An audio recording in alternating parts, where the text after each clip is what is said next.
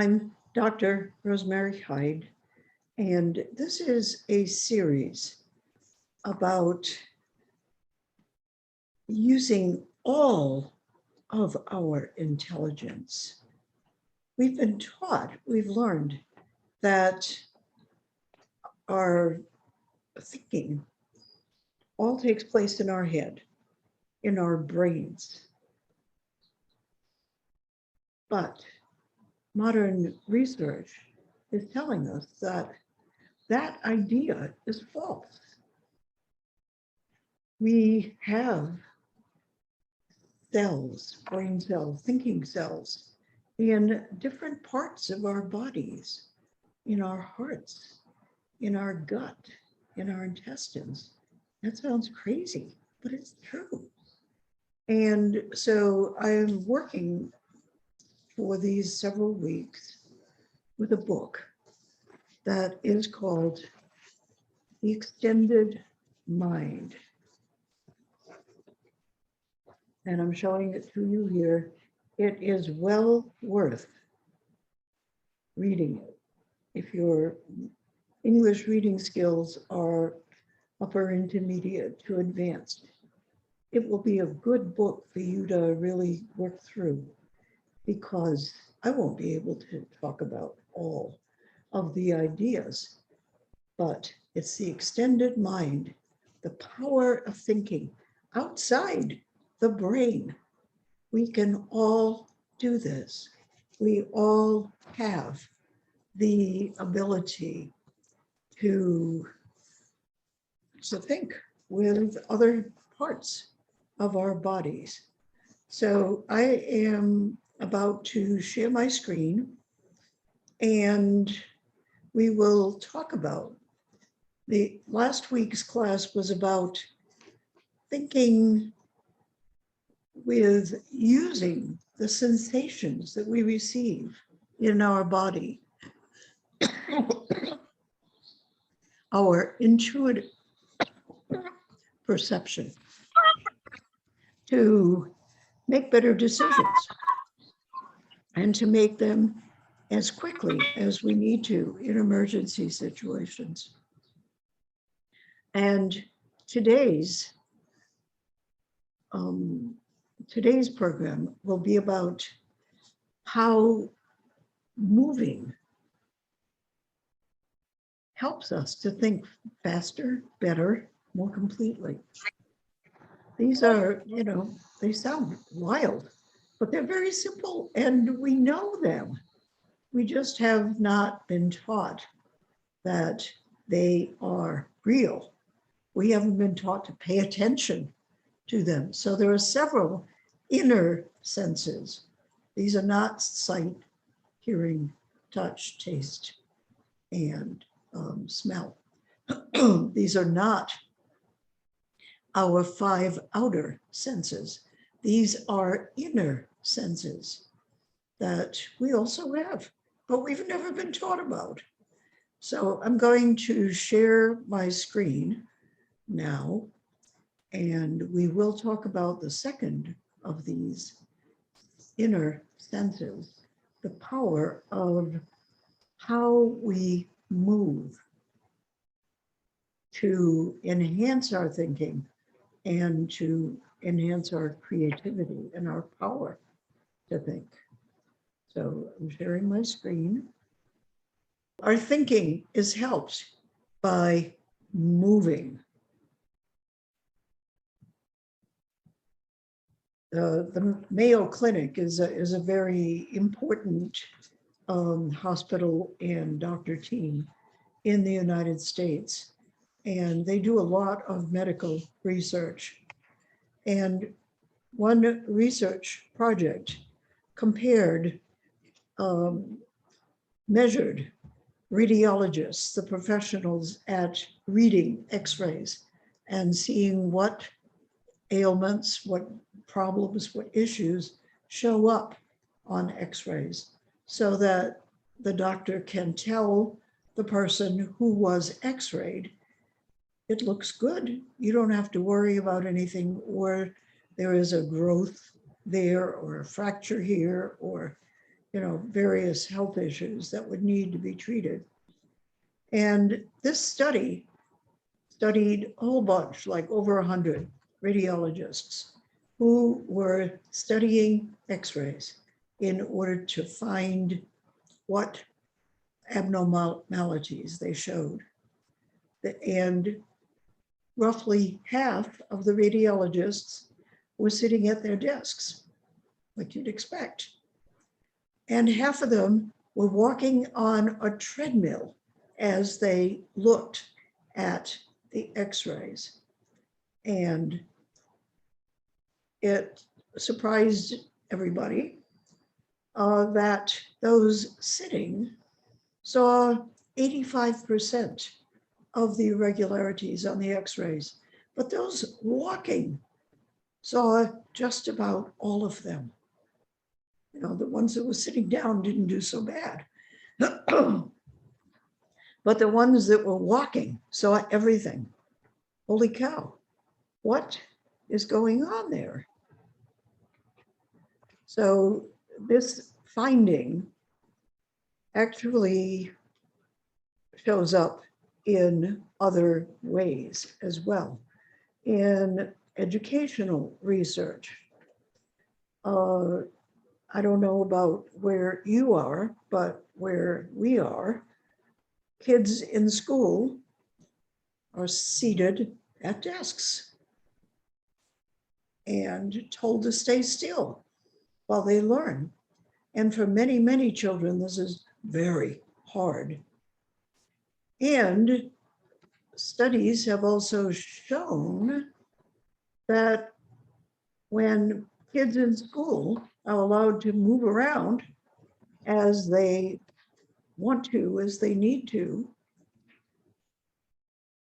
they learn way better. They get just about all of what they participate in, rather than what they read or see, which many children never understand. And when I saw this research, I thought, oh my gosh, how sad this is. How many kids thought they were dumb, stupid, unsuccessful, because they had to sit still. Really sad. And the other interesting thing about physical activity is that when we are moving, our ability to think diminishes during the stress. And the fact that our brain up here is less engaged means that different ideas have a chance to interrupt and to mingle with what we are thinking, saying, writing, and mixing different kinds of ideas is the essence of creativity. So if you want people who are good creative thinkers, you have to let them move around. When we move to accompany ideas, we remember those ideas much better than we do thoughts or ideas we get when we're sitting down and still. So acting out what we're trying to learn and remember brings incredibly better results. We remember better, we do better on the test.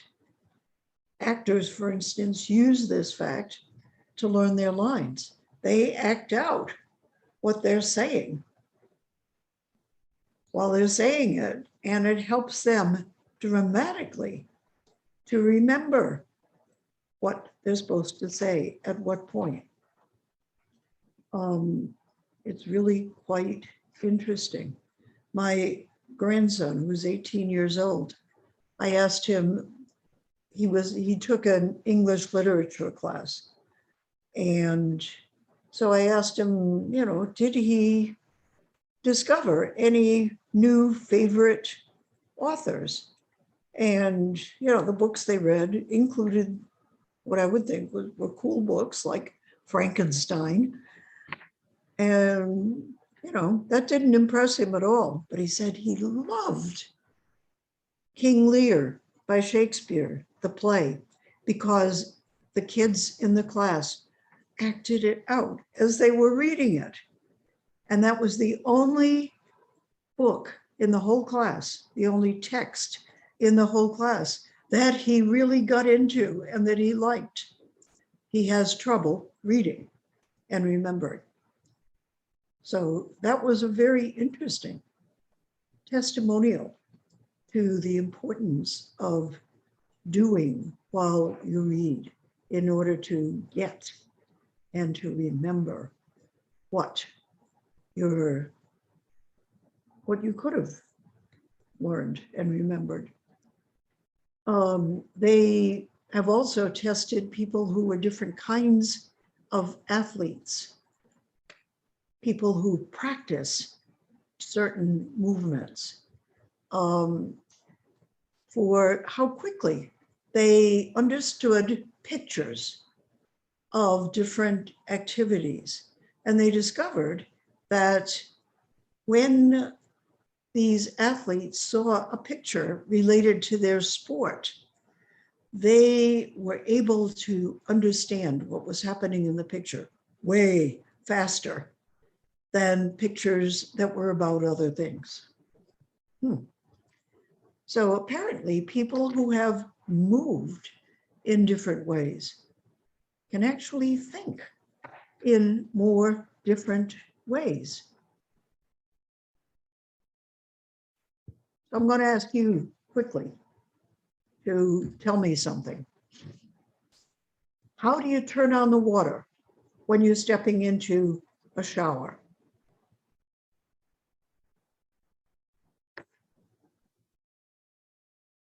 Or a tub for a bath?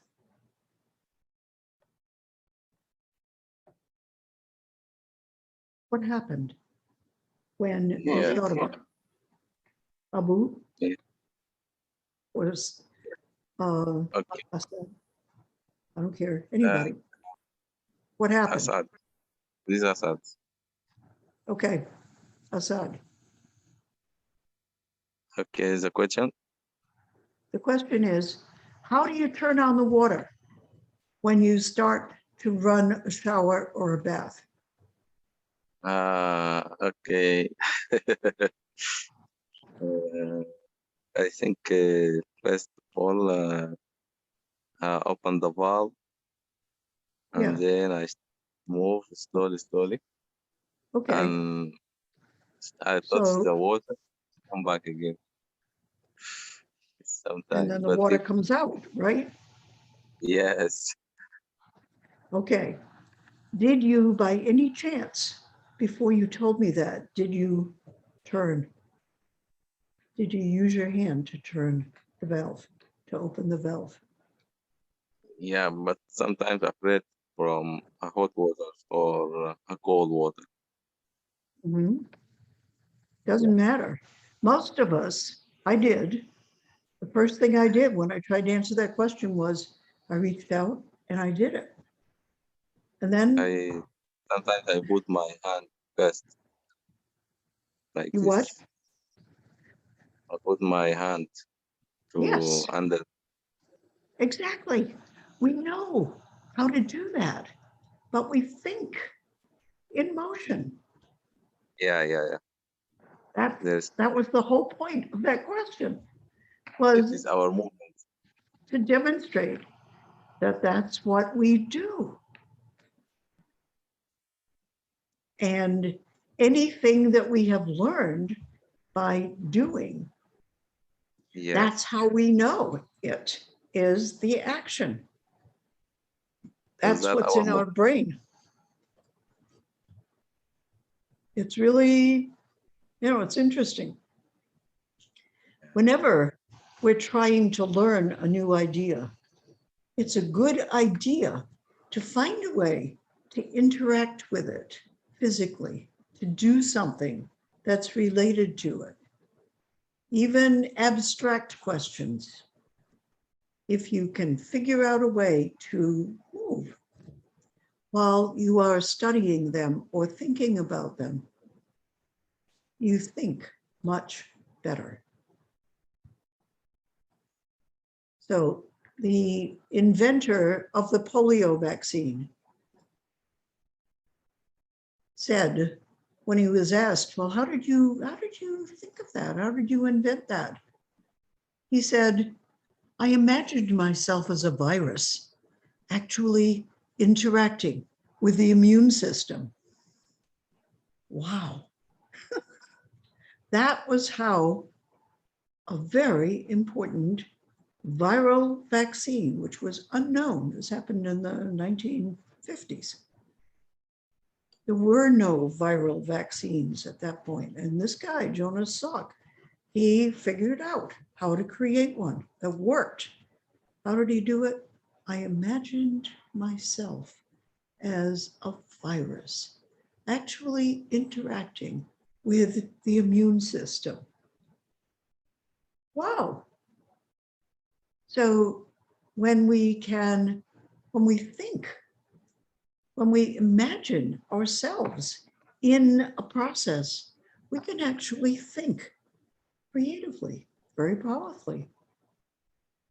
Albert Einstein, who you may have heard about, who created, the theory of relativity.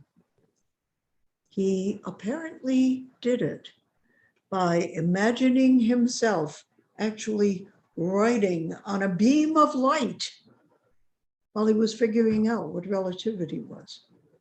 And when somebody asked him about it, he said, nobody thinks in equations, which is how the theory is expressed. He imagined himself riding on a beam of light. And that was one of the most brilliant breakthroughs in human thinking.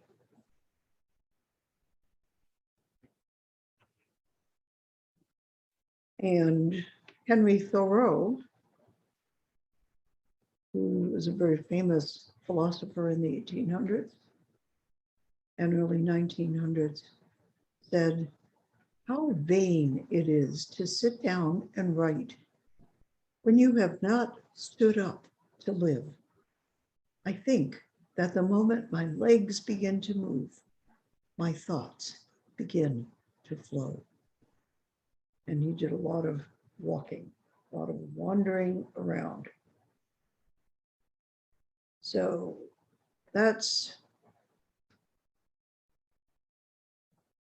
I think that is the end of the presentation, but hopefully it gives you a little idea of how movement helps us to think better, to think faster, to make better, faster decisions, and to be more creative in our thinking. So I thank you for watching this presentation.